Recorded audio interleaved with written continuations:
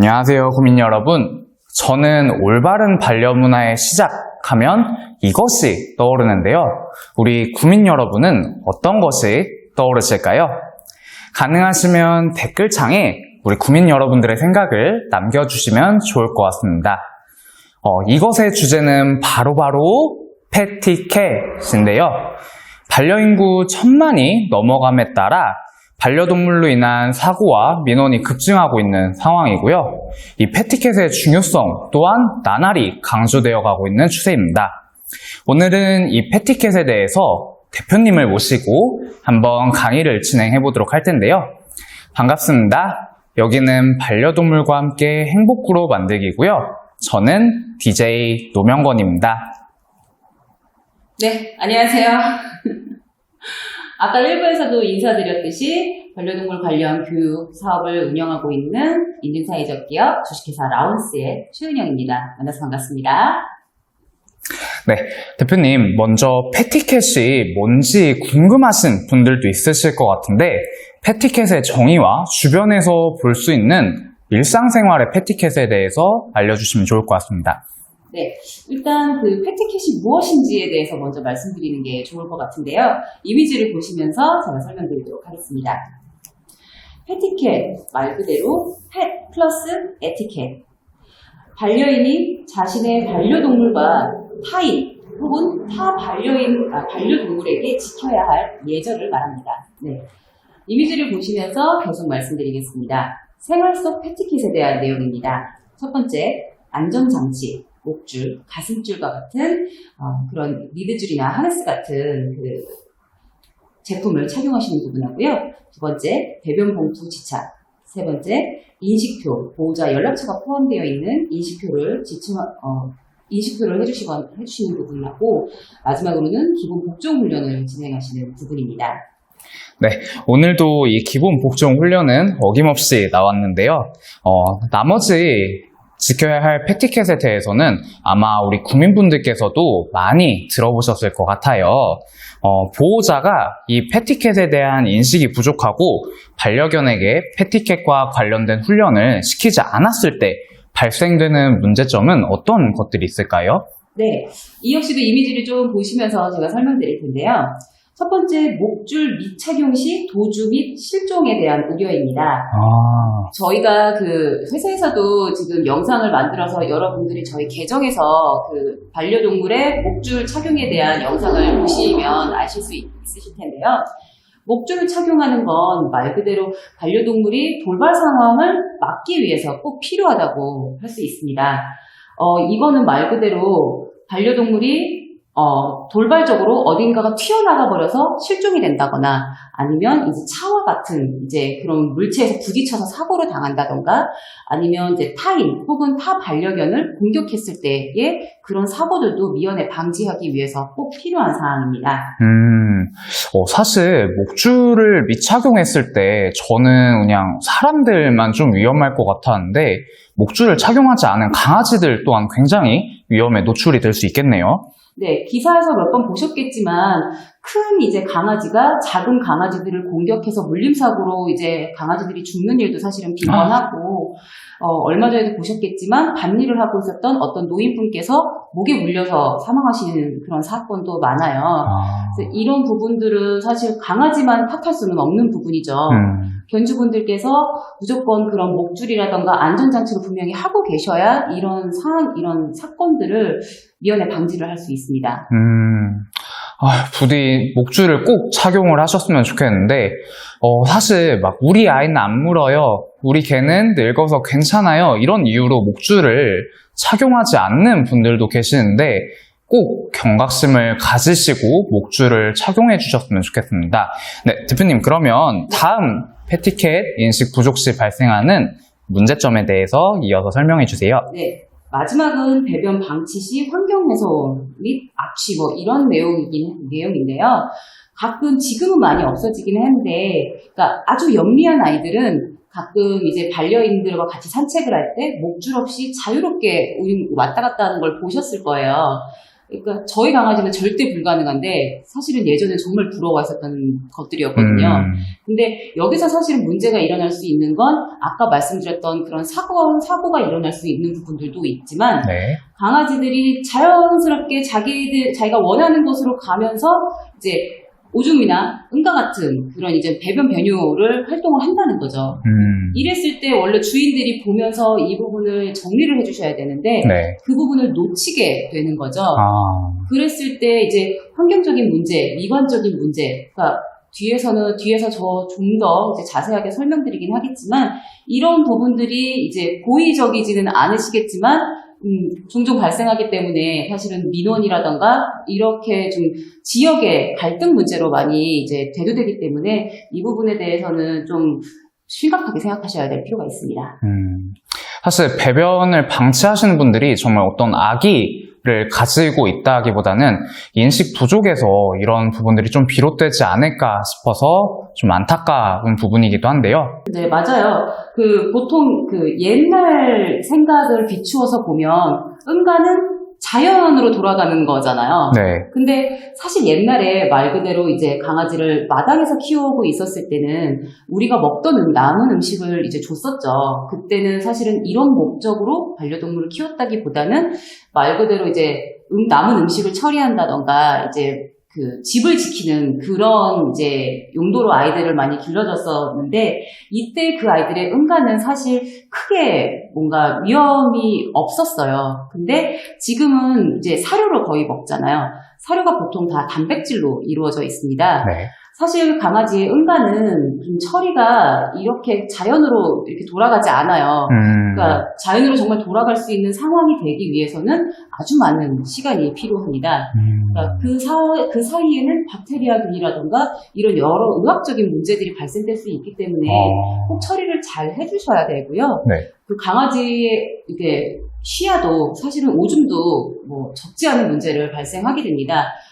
특히 이제 그러니까 공원 있잖아요. 네. 공원에서 어느 한 스팟을 보통 강아지들이 많이 이용을 하실 거예요. 네. 근데 그런 땅을 오랫동안 방치하게 되면 사실 흙을 다 갈아서 다 버리고 새 흙을 다시 갖다 놔야 되는 그런 상황이 펼쳐지는 게 말 그대로 땅이 죽는 겁니다. 아이들이 오줌을 여기저기 그게 쌓이게 되면 결국은 그 땅을 쓸모가 다하는 거예요. 잔디조차도 다 죽어버리는 땅이 돼버리는 거죠. 그래서 우리 아이가 마킹을 너무 많이 한다거나 네. 아니면 한 스팟을 계속 쉬어를 하는 그런 경향이 있다면 네. 500ml 생수통 하나 갖고 다니시면서 조금 희석을 해주시는 그런 노력도 필요하십니다. 네, 알겠습니다. 사실 안전장치 착용, 그다음에 배변 수거하기 이 부분은 좀 기본적인 패티켓으로서 널리 알려져 있기 때문에 좀 익숙해져 있을 법도 한데 지키지 않았을 경우에 발생하는 문제점들이 굉장히 좀 심각하게 다가오는 것 같습니다. 그렇다면 대표님, 올바른 패티켓은 어떤 것이 있을까요? 네, 이것도 이미지를 보시면서 제가 말씀드릴게요. 올바른 패티켓에 대한 내용입니다. 첫 번째, 기본 복종 훈련 숙지하는 부분입니다. 앞에서 류동호 소장님이 많이 말씀을 해주셨겠지만, 네, 맞아요. 앉아, 일어나, 멈춰, 이런 가장 기본적인 것들은 예를 들어서 돌발적인 상황에서 굉장히 유용합니다. 강아지가 이렇게 돌발적으로 누군가를 공격하거나 아니면 튀어나가는 상황에서 스탑, 멈춰, 혹은 앉아, 이런 명령어를 듣게 하는 건 말 그대로 효과적으로 아이들을 사건, 사고에서 미연에 방지하는 효과가 있는 거죠. 그렇기 때문에 기본적인 훈련은 반드시 필요하기 때문에 유튜브 같은 영상을 보셔서 저희가 이번에도 또 어차피 영상에서도 보여드렸겠지만 네. 그 내용을 숙지하셔서 하셔도 좋고 아니면은 지금 이렇게 지자체에서 운영하고 있는 교육 프로그램을 적극적으로 활용하셔서 기본 복종 훈련에 대해서는 좀 숙지를 하시는 게 꼭 필요하다고 할 수 있습니다. 네, 알겠습니다. 우리 구민분들, 대표님께서도 이제 기본 복종 훈련을 강조해 주시다 보니까 항상 소장님이 얘기해 주시던 부분이어서 오늘은 안 나오겠지 싶었는데 오늘도 어김없이 나오고 말았네요. 그만큼 중요하다는 얘기니까 꼭 숙지하시기 바랍니다. 네, 그러면 다음 내용 이어서 설명해 주세요. 네. 다음은 동물보호법, 그러니까 과태료에 대한 숙지입니다. 여러 가지 법 개정이 계속 강력하게 진행이 되고 있죠. 네. 그리고 사실은 이 법에 대해서 우리가 지금 그 자동차를 운전했을 때 무료 과태료랑 사실은 좀 체계가 다릅니다. 이 부분은 분명히 부과를 하는 내용이긴 하지만 네. 당연히 강제성도 있기는 하지만 사람들의 인식은 아직은 목줄 하나 안 맸다고 뭐 이렇게 몇만 원씩 내야 돼. 이런 식의 인식들이 좀 강하세요. 하지만 분명히 우리나라 법상에 이제 그 법의 강도가 많이 세졌고 과태료나 이런 부분들이 있기 때문에 이 부분에 대해서는 꼭 숙지를 하셔야 됩니다.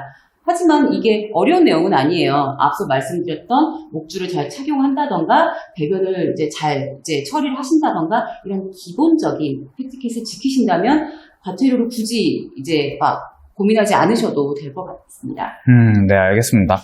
사실 과태료 부과 이런 부분들이 이제 많이 언급이 되긴 하지만 주변에서 글쎄요, 실제로 과태료를 부과받았다, 뭐 과태료를 내라는 뭐 그런 제재를 받았다라는 얘기는 못 들어본 것 같아요. 이게 정말 실효성이 있는지 좀 궁금하긴 하네요. 그냥 간단하게 말씀드리면 제가 아는 어떤 분은 강아지 목줄을 안 하셔서 네. 그러니까 이웃에 이제 신고로 해서 과태료가 200만 원 넘게 이제 갖고 계시는 분들도 와. 제가 알고 있어요. 이건 말 그대로 이제 주변에 있는 이웃들이 너무 이제 불편하고 너무 불안하시니까 신고에 의해서 이제 과태료를 많이 받으시는 경우긴 한데, 그러니까 자동차 같은 경우는 번호판이 있죠. 네. 그렇기 때문에 등록에 대해서 정확하게 판단할 수가 있는데 사실 반려동물은 저희가 무슨 번호판을 붙이는 것도 아니고 네. 그리고 경찰이 뭔가 이렇게 딱 세워서 전체적인 내용을 달라고 할 수 있는 그런 강제성도 사실은 없는 부분이기도 해요. 네. 그래서 일선에 계시는 공무원님들이 되게 많이 힘들어하시는 사안이기도 하죠. 그렇기 때문에 강제성이나 이런 부분들이 분명히 덜하긴 하지만 그 행정을 진행하고 있는 기관에서 당연히 강제집행이라던가 이런 부분을 하실 수 있어요. 그렇기 때문에 과태료에 대해서도 분명히 이 부분에 대해서 구속력이 있다는 걸 인지는 하셔야 합니다. 네, 알겠습니다. 와, 200만 원이라니 정말 정말 깜짝 놀랄 금액인데요. 네, 다음 패티켓에 대해서도 설명해 주세요. 네, 다음 내용은 다른 동물을 함부로 만지지 않기입니다. 보통 우리가 강아지들이 지나가면, 그러니까 특히 반려인들은 많이 보실 거예요. 그러니까 강아지랑 같이 지나가면 엄마들이 자기 아이한테 저 강아지 좀 봐 이렇게 하시는 경우도 있고 아니면 아이들이 막 달려들어서 만지기도 하고 이런 일들이 생겨요. 근데 이 영상을 보고 계시는 비반려인들한테 말씀드리고 싶은 건 강아지들을 키우고 있는 그 반려인들은 사실은 강아지가 자기 아이예요. 네. 그렇기 때문에 함부로 만진다던가 이런 부분들이 굉장히 불쾌하죠. 네. 그리고 사람하고 다른 건 분명히 물림사고 같은 돌발 사고가 있을 수 있다는 겁니다. 이런 부분에 대해서는 그 누구도 책임을 질 수 있는 부분들이 없어요, 사실. 그렇기 때문에 함부로 만지지 않는 것도 중요하고 사실 함부로 눈을 마주치지 않는 것도 중요합니다. 눈이요? 네, 왜냐면 이거는 왜 보통 남자들이 이제 네. 어설프게 눈이 마주쳤을 때 뭐야 싸우자는 거야? 이런 식으로 인식하는 것과 비슷하다고 보시면 돼요. 네, 바로 이해가 되네요. 네, 그래서 그러니까 이쁘다라고 하면서 이러고 쳐다보시는 건 강아지들한테는 이제 공격의 시그널로 인식이 될 수 있기 때문에 그러니까 그냥 남의 강아지를 보시게 되면 이쁘다라고 하시는 부분도 그냥 속으로 생각하시고 그냥 미련 없이 지나쳐 주시는 게 가장 좋다고 말씀드릴 수 있습니다. 저 지금까지 그냥 강아지 지나갈 때마다 너무 귀여워서 그냥 이렇게 쳐다보면서 지나갔었는데 그 강아지들 입장에서는 싸우자는 걸로 오해했었겠네요. 네, 맞아요. 이런 일이 좀 없도록 네, 그냥 강아지가 귀여워도 그냥 멀리서 지그시 쳐다보시지 마시고 그냥 잠깐 쳐다보시고 지나가시면 좋을 것 같습니다. 네, 다음은 어떤 것이 있나요? 네, 외출 시 목줄의 상태와 인식표 부착 확인하기입니다. 이 부분은 아까 말씀드렸던 목줄의 상태나 이런 건 너무나 당연한 얘기죠. 하네스라던가 목줄을 착용했을 때 뭔가 이렇게 접촉에 대해서 불량이 있거나 아니면 너무 헐겁게 하실 경우에는 당연히 아이들이 목줄이라든가 하네스를 이탈할 수 있는 가능성이 아주 많이 높아요. 그리고 아이들이 없어졌을 때 찾아야 되는데 이 부분을 정말 가장 빠르게 할 수 있는 건 인식표죠. 우리나라에서 지금 진행하고 있는 건 이제 내부에 칩을 박는다던가 네. 아니면 목걸이 같은 인식표를 많이 하고 계시죠. 그러니까 이럴 때 그 내부에 인식하는 칩 같은 경우에는 이미 사전 정보가 정확하게 들어있긴 하지만 네. 목줄 같은 경우에는 그런 부분들이 없을 수도 있어요. 그래서 꼭 본인의 이제 보호자의 연락처가 정확하게 기재가 되어 있는지 이 부분에 대해서 좀 확인하시고 또 착용해서 같이 나가시면 좋을 것 같습니다. 네, 알겠습니다. 네, 다음은 어떤 것이 있나요? 네, 그리고 마지막은 공격성 정도에 따라서 입마개를 착용하기인데요. 아까 말씀드렸던 물림사고하고 직결되는 내용입니다. 강아지는 사실 우리나라에서는 맹견류라고 해서 구분해서 이 부분에서 장려하고 있긴 하지만 사실 맹견류가 아닌 작은 아이들도 물어요. 아, 맞아요. 그리고 이미 알고 계시잖아요. 많이 물려보셨죠? 교육 진행하시면서. 네. 그렇기 때문에 작던 크던 종류가 어떻게 됐건 간에 많은 훈련사님들이 얘기하시는 것처럼 내 아이긴 하지만 그렇게 믿으시면 안 됩니다. 얼마든지 공격성을 갖고 이빨을 갖고 있는 아이들이기 때문에 우리 아이가 만약에 공격성이 좀 있다라고 생각이 드실 땐 입마개를 하시는 게 가장 좋습니다. 네, 맞습니다. 반려견의 성향을 올바르게 파악하지 못한다면 집 안에서야 얼마든지 순하고 귀엽고 사랑스러운 반려견일 수 있지만 밖에 나가면 누군가를 물 수 있는 맹견이 될 수도 있다는 사실 꼭 기억하시기 바랍니다. 네, 패티캣에 대한 설명 감사합니다. 사실 패티캣을 통상 이제 서로가 지켜야 할 매너쯤이라고 생각을 하시는 분들도 많으실 텐데 혹시 패티캣 관련 법규가 있을까요? 네, 당연히 있습니다. 아까 말씀드렸었던 그런 법규가 있죠. 네. 어떤 법규가 있나요? 네, 그러면 이미지를 통해서 말씀을 간단하게 드리겠습니다. 네. 패티캣 관련 법규, 동물보호법에 대한 내용입니다. 첫 번째, 목줄 미착용 시 50만 원 이하의 과태료. 목줄 미등록 시 100만 원 이하의 과태료. 인식표 미착용 시 50만 원 이하의 과태료. 배변 미수거 시 50만 원 이하의 과태료. 목줄기 2m 이상 사용 시 50만 원 이하의 과태료. 마지막으로 맹견 입마개 미착용 시 300만 원 이하의 과태료가 법적으로 규정이 되어 있습니다. 네, 알겠습니다. 패티캣 관련 법규들이 생각보다 정말 많이 있네요. 그렇다면 동물보호법에서 다른 사람이나 동물에게 공격을 해서 상해를 입히게 된다면 이건 모두 맹견에 해당이 되는 건가요? 꼭 그렇지 않습니다. 아까 말씀드렸다시피 모든 강아지는 송곳니를 갖고 있고 공격성을 갖고 있죠. 네. 그래서 아까도 말씀드렸었지만 사실 강아지한테 물림을 당하셨던 게 업무 특성상 있긴 했었지만 네. 그 아이들이 모두 맹견류는 아니었었잖아요. 네, 맞습니다. 어떤 애들한테 많이 물리셨어요? 오히려 속담에 또 그런 말이 있잖아요. 작은 고추가 맵다고. 오히려 작은 반려견들이 더 좀 앙칼지고 좀 물림도 특히 이제 좀 작은 반려견들 위주로 좀 이루어졌던 것 같습니다. 그러고 보니까 큰 강아지한테 물린 적은 없긴 하네요. 그 큰 아이들은 이제 저희 전문 훈련사님들이 얘기하시는 말씀으로는 자기가 크고 힘이 있다는 걸 스스로 인지하고 있기 때문에 그런 공격성이나 이런 부분들을 좀 자제하는 부분이 분명히 있다고 얘기를 하세요. 그렇기 때문에 반대급부적으로 얘기를 하자면 본인이 몸집이 작으니까 위협을 사실은 더 상대적으로 많이 느낄 수가 있는 거죠. 네. 그렇기 때문에 공격성이 이제 본의 아니게 이제 발현이 되는 경우들이 종종 있는 거죠. 본의 아니게가 맞는 거죠. 네, 그렇죠. 네, 알겠습니다.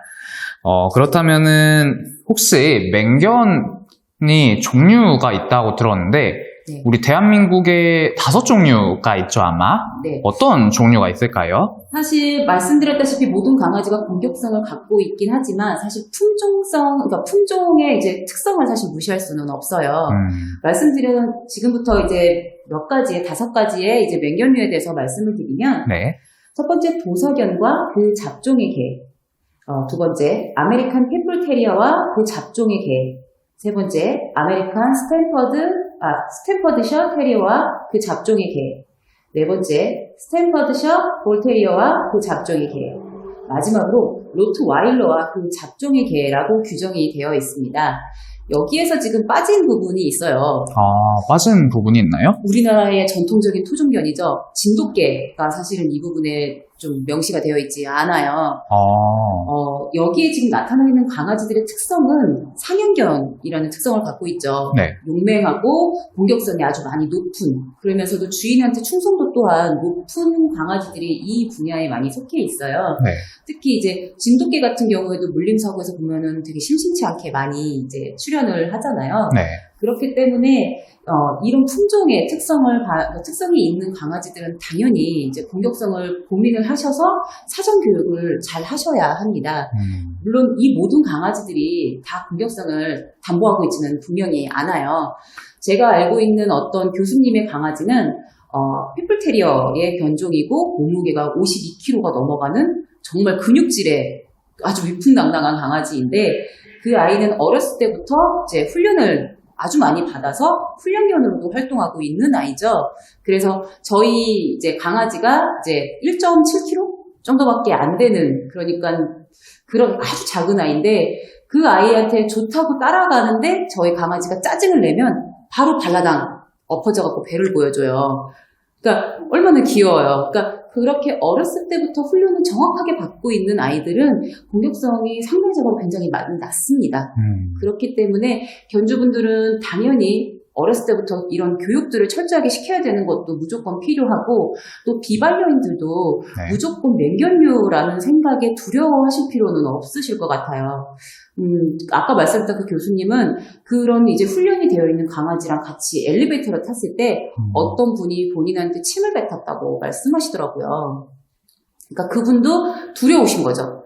두렵고 불쾌한 감정을 아주 격하게 표현하신 건데, 사실 그 아이는 아까 말씀드렸다시피 누구보다도 훈련을 잘 받은 안전한 강아지예요. 그렇기 때문에 양쪽이 서로가 다 노력이 필요한 겁니다. 네, 알겠습니다. 한 매체에서 맹견이 공격성이 있어서 사나워서 맹견이 아니라 보호자에 대한 충성심이 강하기 때문에 맹견이라는 말을 본 적이 있는 것 같아요.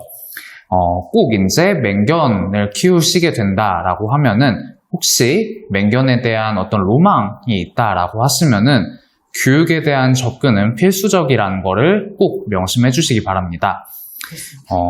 방금 말씀해 주신 이 5 견종들은 법적으로 입마개가 필수인 견종들인 거잖아요. 네, 네. 산책을 나가거나 할 때는 필수적으로 하셔야 됩니다.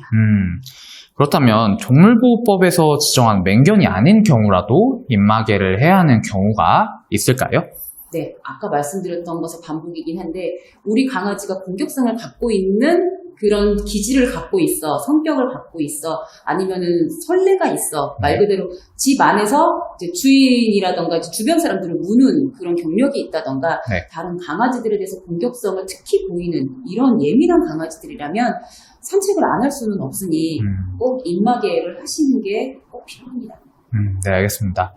사실 입마개 하면은 뭔가 자기 반려견한테 착용시키기에는 좀 거부감 혹은 혐오감을 느끼시는 분들도 굉장히 많으신데, 자기 반려견이 우선이 아닌 주변과 다른 사람, 다른 동물들을 생각해서 입마개 착용 또한 꼭 고려하시는 우리 구로 구민분들이 되셨으면 좋겠습니다. 네, 다음으로는 관련 법규 중 동물등록제에 대해서 소개해 주시기 바랍니다. 네, 이미지를 보시면서 설명드릴게요. 동물등록제입니다.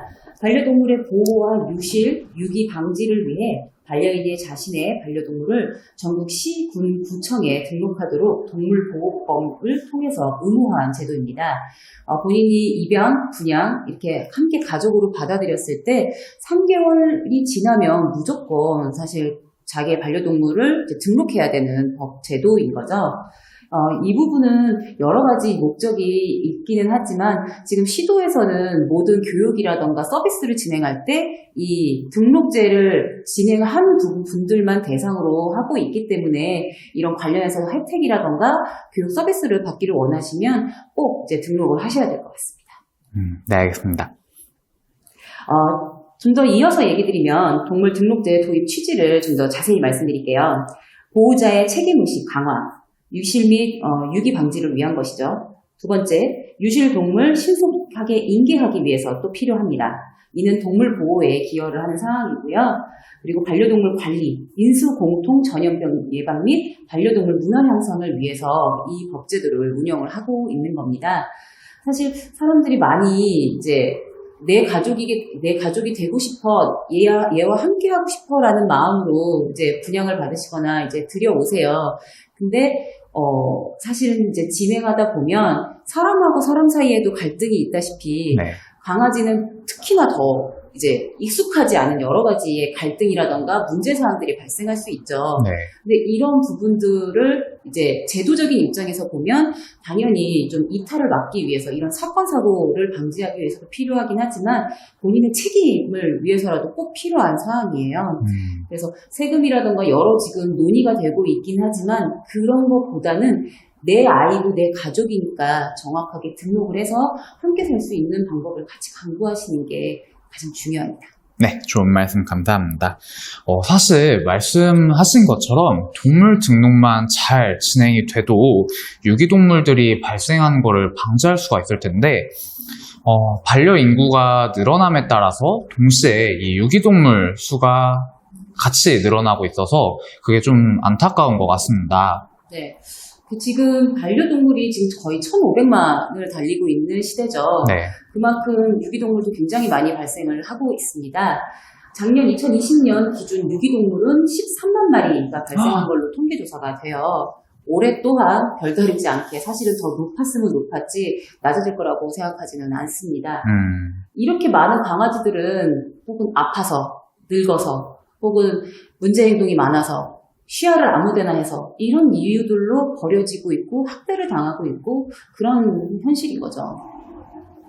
그래서 이런 부분들을 좀 방지하기 위해서 여러 가지 사항들이 좀 필요한데요. 저희가 하는 것처럼 이런 교육을 통해서 좀 문제 행동이라던가 이런 부분들을 사전에 좀 교정하고 같이 살 수 있는 방법들을 교육을 받으시는 것도 가장 중요하고요. 네.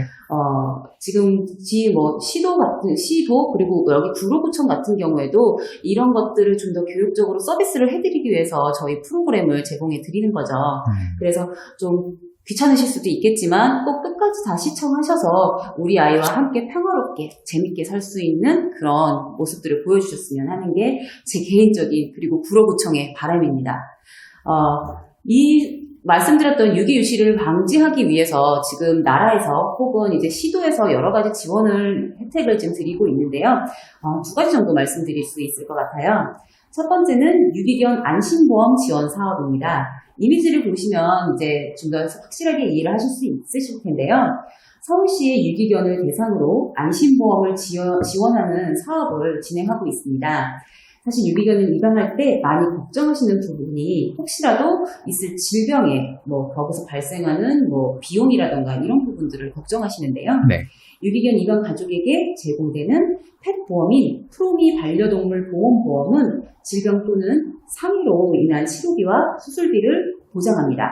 또한 입양된 유기견이 타인의 신체에 피해를 입히거나 타인의 반려동물의 손해를 입혀 부담하는 배상 책임 손해도 함께 보장하고 있습니다.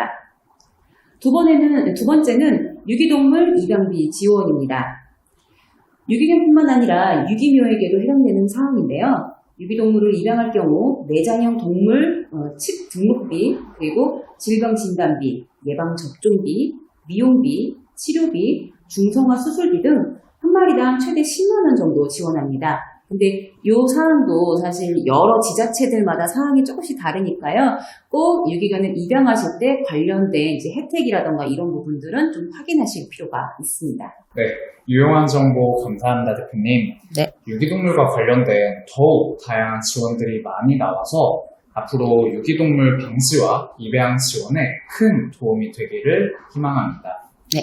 대표님, 얘기 중에 이제 유기묘 관련해서 얘기가 잠깐 나왔잖아요. 네. 그래서 이제 좀 궁금한 게 생겼는데 요즘 캣맘, 캣데디라고 이제 고양이들 이제 급식을 주는 분들과 주택 주민분들 간의 갈등이 많이 발생하기도 하고 그것 때문에 이제 민원까지도 발생하는 단계에 이르러서 이 문제가 꽤 심각하다라고 이렇게 여겨지고 있는데요.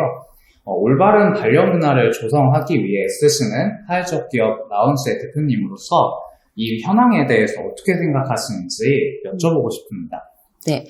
우선, 고양이는 보통 야생고양이, 길고양이, 집고양이 이렇게 세 종류로 불리죠. 사실 집고양이에 대해서도 여러 가지 문제점이 있기는 하겠지만 길고양이에 대한 문제는 계속 사회적인 이슈가 되고 있어요. 그리고 이제 해당 기관에서도 민원이라던가 이런 대상이 많이 되고 있는데 캣맘 캣데디라고 일컬어지시는 그러니까 이제 길고양이들한테 먹이를 주시는 분들에 대해서 사실 그분들에 대한 얘기라기보다는 급식을 하게 되면 고양이들이 몰리게 되고 이제 그러다 보면 이제 고양이들의 이제 오물이라든가 그러니까 응가라든가 쉬야 같은 그런 부분들 그리고 이제 그 사료로 인해서 주변이 더러워지게 되고 그러다 보면 이제 쥐 같은 이제 여러 이제 유해동물이 나타나게 되고 그로 인해서 이제 질병이라든가 여러 가지 이제 또 고양이에 대해 이제 울음소리 같은 것들 있잖아요. 그래서 소음 문제, 이런 위생과 소음에 대한 부분 때문에 사실은 이제 그 장소 인근에 사시는 분들하고 캣맘 캣데디 분들하고의 이제 좀 갈등이 있어요. 말씀드렸던 것처럼 내 집 앞에 하루 종일 고양이가 울고 그리고 그 주변에 그렇게 비위생적으로 변하게 되면 당연히 화나실 수밖에 없는 상황인 건 맞습니다. 그리고 캣맘 캣데디 분들 입장에서 본인의 시간과 재화를 들여서 그렇게 이제 굶고 있는 길고양이들한테 밥을 준다는 건 어떻게 보면 정말 숭고하고 좋은 일을 많이 하시는 거죠. 근데 말씀드렸다시피 그 두 가치는 이제 부딪힐 수밖에 없는 거예요, 사실. 제가 이런 부분에 대해서 많은 민원도 접해보고 이런 부분에 대해서 저희 내부에서도 많이 얘기를 해봤었잖아요. 근데 그때 이제 저희들끼리의 결론도 사실은 아직도 정답을 모르겠다라는 걸로 이제 결론이 됐었는데 지금 또한 전 좀 그렇게 생각하는데 PD님은 어떠세요? 저요? 그때 결론 이후로 별로 얘기가 안 나오셨군요. 사실 저도 마찬가지긴 합니다. 근데 다른 각도에서 사실은 저희는 이런 쪽에서 일을 하고 있는 사람이기 때문에 더 어떻게 보면은 재산권이라든가 이런 부분의 입장에서 얘기한다기보다는 좀 범지구적으로 얘기를 드리자면 저는 비둘기를 굉장히 싫어해요. 네. 사실은 그 비둘기가 제 옆에서 날갯짓을 하는 것도 사실은 굉장히 싫거든요. 근데 어느 누구도 얘기하고 우리도 모두가 다 알고 있는 사실이지만 이 지구는 저희 인간만 살고 있는 건 아니죠. 네. 인간이 개발하고 지금 집을 짓고 법규를 만들어내고 이렇게 해서 살고 있긴 하지만 이 지구가 인간만의 것은 아니잖아요. 그리고 그 안에서 길고양이가 됐던 비둘기가 됐던 이런 여러 동물들과 함께 어울려 살 수밖에 없는 공간인 거죠. 그래서 이 영상을 보시는 분들, 반려인이든 비반려인이든 캣맘 캣데디건 이런 지금 모든 분들이 좀 같이 함께 중지를 모아서 이런 문제들을 해결할 수 있는 방안을 같이 고민을 할 수 있는 시기가 이제 정말 봉착했다는 생각이 들어요. 그래서 저희도 이제 그런 커뮤니티라든가 이런 것들을 운영하면서 그런 의견들을 많이 얘기하고 있긴 한데 지속적인 여러 사람들과 여러 기관에 있는 분들과 저희 같은 이제 전문가들이나 해당 기업들이 같이 모여서 이런 부분들을 계속 같이 얘기를 해봐서 더 좋은 방법을 도출해내는 게 좋지 않을까 합니다. 사실 그 전에 사실 좀 기본적으로 있어야 되는 부분들은 서로가 조금 더 배려하고 양보하는 게 지금 당장은 필요하죠. 지금 집 주위에서 그런 문제가 생길 수밖에 없는 부분들은 무조건적으로 참으시라고 말씀드릴 수는 없어요. 하지만 어쨌든 그러니까 길고양이들은 사실은 몸이 되게 통통해 보이잖아요. 그래서 모르시는 분들은 굉장히 잘 먹고 잘 살고 있는 줄 아시는데 사람 음식을 많이 접하기 때문에 그 아이들은 염분으로 인해서 몸이 퉁퉁 붓는 거예요. 얼마 전에 저희 집 근처에서도 다리 한쪽이 완전히 분질러져 갖고서 이렇게 쩔뚝거리면서 가는 고양이도 제가 봤었는데 사실 길고양이들의 당연히 습성 자체가 그렇게 살 수밖에 없는 습성을 갖고 있긴 하지만 그 친구들도 굉장히 열악한 환경에서 하루하루를 살아가고 있는 겁니다. 그래서 캣맘 캣데디 분들도 조금 이제 급식을 하는 그 환경을 조금 더 청결하게 해주시는 그런 배려도 필요하시고 그리고 무조건적으로 싫어하시는 그런 이제 이해할 수밖에 없긴 하지만 그 주변에 계시는 분들도 조금 서로 이해하면서 더 좋은 방법을 같이 강구해 나가야 되지 않나 싶습니다. 네. 반려동물과 관련된 사회적 문제를 다루시는 만큼 답변해 주시는 내용들을 들어봤을 때 한 번쯤은 좀 진지하게 생각해 보게 되는 내용들인 것 같습니다. 네, 답변 감사드리고요. 네. 다시 동물등록제 주제로 돌아와서 만약에 내 반려동물이 동물등록을 하지 않았을 때 어떤 처벌 기준이 있을까요? 네. 보통 한 번에 이렇게 진행하는 게 아니라 최종 3번까지 적발될 경우에 이제 누적제라고 하죠.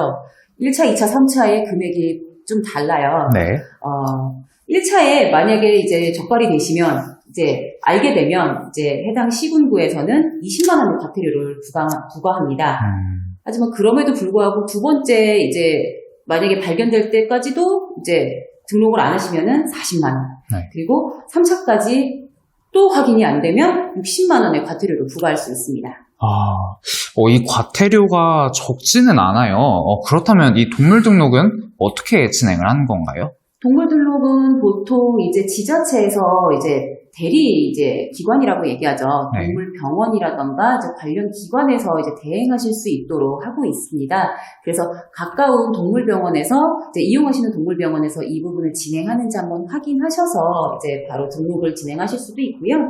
아니면은 이제 해당 이제 과에 이제 문의하셔서 직접 등록도 하실 수 있습니다.